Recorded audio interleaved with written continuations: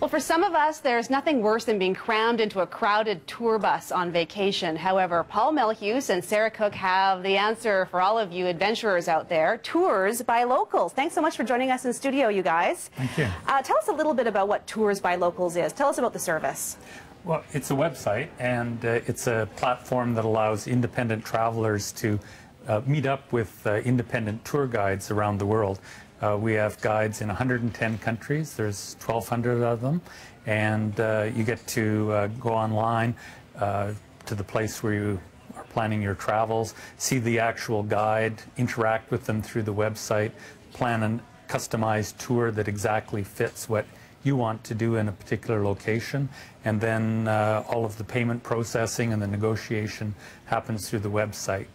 So, did something happen to you on a vacation where you came up with this particular idea? Why did you think that there was a need for tours by locals?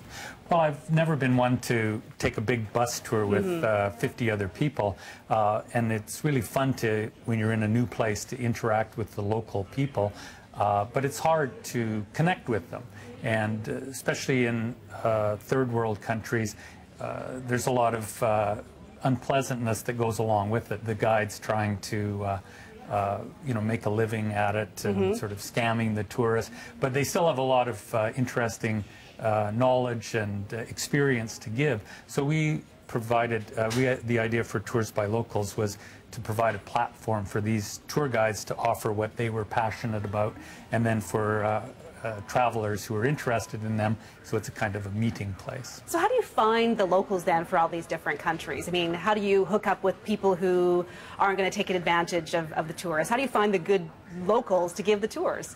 Do you want to? Yeah, well, we do this in a variety of ways.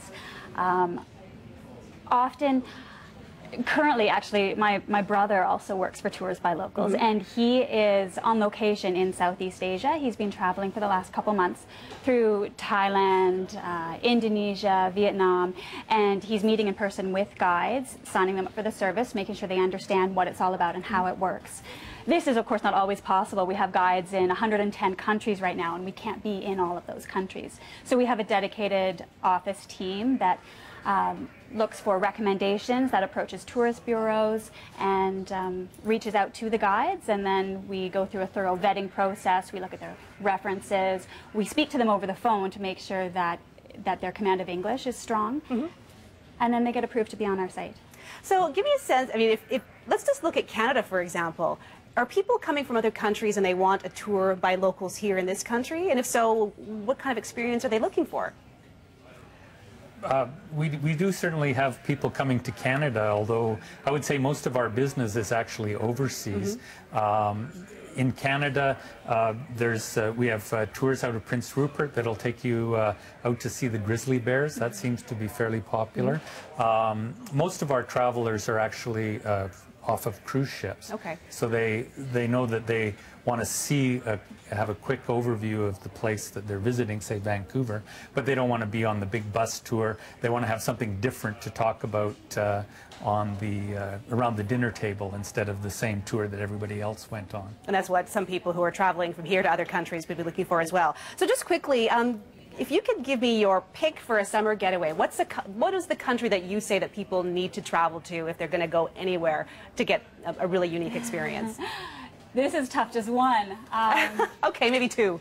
Okay, I'll give you two in Europe this summer. A lot of people are heading to London, obviously, because it's the hot spot. It's the Summer Olympics going on. If you want to get away from the crowds in London, though, two countries I'd recommend would be Slovenia and the Netherlands. This summer, those are going to be particularly hot destinations, I think, because the Floriade, which is a once-a-decade horticultural festival, is happening in the Netherlands. So you've got all your tulips and blooms going on there. Quite beautiful. Yes, it would be. And Slovenia's, the city of Maribor, is the European Capital of Culture for 2012. So again, they would have a wonderful array of cultural events going on. Okay, well, good picks. And thank you both so much for joining us today. Thank you. Thank you.